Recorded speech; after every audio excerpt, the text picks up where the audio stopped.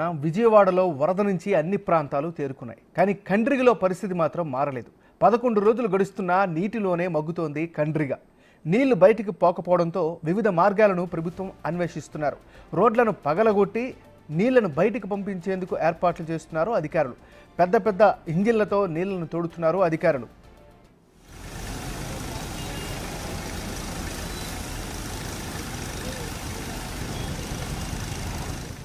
ఇవాళ రేపటిలోగా నీళ్లు మొత్తం తోడియాలి అనే లక్ష్యంతో అధికారులు సిబ్బంది పనులు చేస్తున్నారు. ఇక వరద నీరు ఉండడంతో అక్కడి ప్రజలు తీవ్ర ఇబ్బందుల్లో ఉన్నారు. తమను త్వరగా బయటపడేయాలని స్థానికులు కోరుతున్నారు.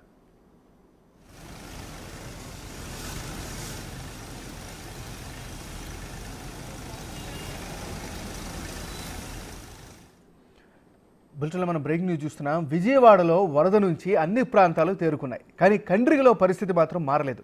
11 రోజులు గడుస్తున్నా నీటిలోనే మగ్గుతోంది కండ్రిగ.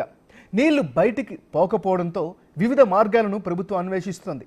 రోడ్లను పగలగొట్టి మరీ నీళ్లను బయటికి పంపించేందుకు ఏర్పాట్లు చేస్తున్నారు అధికారులు. పెద్ద పెద్ద ఇంజన్లతో నీళ్లను తోడుతున్నారు అధికారులు. ఇక ఇదే అంశానికి సంబంధించి మరింత తాజా సమాచారాన్ని మా రిపోర్టర్ మల్లికార్జున్ లైవ్లో అందిస్తారు. మల్లికార్జున్, చెప్పండి, అక్కడ నీళ్లను తోడే కార్యక్రమం ఎంతవరకు జరుగుతోంది? అక్కడున్న తాజా పరిస్థితి ఏంటి? ఏమన్నారు, ఏదైతే వరద ఉధృతి ఈ ప్రాంతాన్ని చుట్టుముట్టి దాదాపుగా 12వ రోజుకు కూడా చేరుకోవడం జరిగింది. ఇక్కడున్న డ్రైనేజీ సిస్టమ్ కొంత ఇబ్బంది పరిస్థితి పెడుతున్న పరిస్థితి కూడా ఉంది.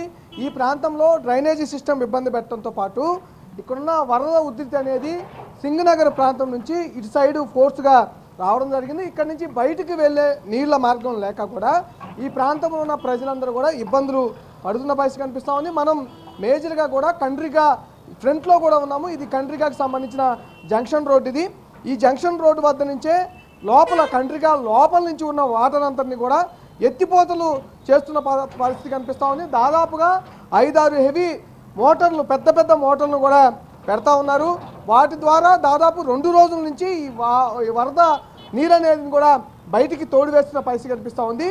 వాటితో పాటు ఏదైతే మోటార్లు ఒక పక్క తోడు వేస్తూనే మరో పక్క ఎక్కడికక్కడ రోడ్లన్నింటిని కూడా ఇలా పగలగొట్టేసి మొత్తం, ఎందుకంటే ఈ రోడ్డు నుంచి పక్క రోడ్డుకి వాటర్ వెళ్ళాలంటే కంపల్సరీగా ఈ ఏదైతే డివైడర్ ఉందో ఈ డివైడర్ అనేది అడ్డుపడుతున్న నేపథ్యం కూడా కనిపించింది.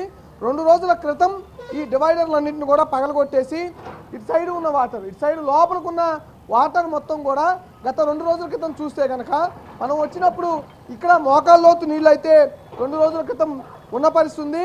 ఇప్పుడు 2 రోజుల క్రితం ఈ మొత్తం రోడ్డు అంతా పగలగొట్టేసి ఈ వాటర్ మొత్తాన్ని కూడా బయటికి అవతల రోడ్డుకి, పక్క రోడ్డుకి కూడా పంపించడం జరిగింది. అక్కడున్న డ్రైనేజీ వ్యవస్థ ద్వారా ఆ విధంగా బయటకి వెళ్ళిపోతున్న పరిస్థితి కనిపిస్తుంది. ఒక పక్క మోటార్లతో నీళ్లను తోడు వేస్తున్నారు, రెండో పక్క రోడ్లను డివైడర్లను పగలగొట్టి మరి వాటిని పంపిస్తున్న పరిస్థితి కనిపిస్తోంది. దాదాపుగా కూడా ప్రభుత్వం వేగవంతంగా ఒక్కొక్క ప్రాంతాన్ని బయట వేయాలని ప్రయత్నాలు అయితే వివిధ రకాల రూపంలో అయితే చేస్తున్న పరిస్థితి కనిపిస్తూ ఉంది.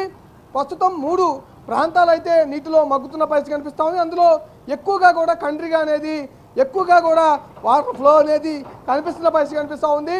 సింగనగర్ వైపు నుంచి ప్రతి పైపుల్ రోడ్డు కానీ, అలాగే అంబాపురం కానీ, జక్కంపూడి కానీ, అలాగే దాంతోపాటు వైఎస్ఆర్ కాలనీ కానీ, దాంతోపాటు కండ్రిగా కానీ, ఈ కండ్రిగా, వైఎస్ఆర్ కాలనీ, జక్కంపూడి కాలనీ, అంబాపురం ఈ ప్రాంతాలు మొత్తం నీటిలో ఉన్నట్టు తెలుస్తుంది. అందులో కండ్రిగా ప్రాంతం అనేది ఎక్కువగా నీళ్ళు అనేది వచ్చినట్టు కూడా తెలుస్తూ ఉంది. ఈ నేపథ్యంలోనే వివిధ రూపాల్లో ఒక పక్క రోడ్లను పగలగొట్టి నీటిను పక్క రోడ్లకు డైవర్ట్ చేయడంతో పాటు ఆ నీళ్లను డ్రైనేజీ వాటర్ ఇంకా ఫ్లోగా ఎక్కువగా వెళ్ళేందుకు అటు ప్రాంతంలో ఉన్న వాటర్ అనేది కూడా మోటార్లతో అయితే ఎత్తిపోతున్న పరిస్థితి అయితే కనిపిస్తూ ఉంది ప్రస్తుతం. Nagaraj, thank you Mallikarjun.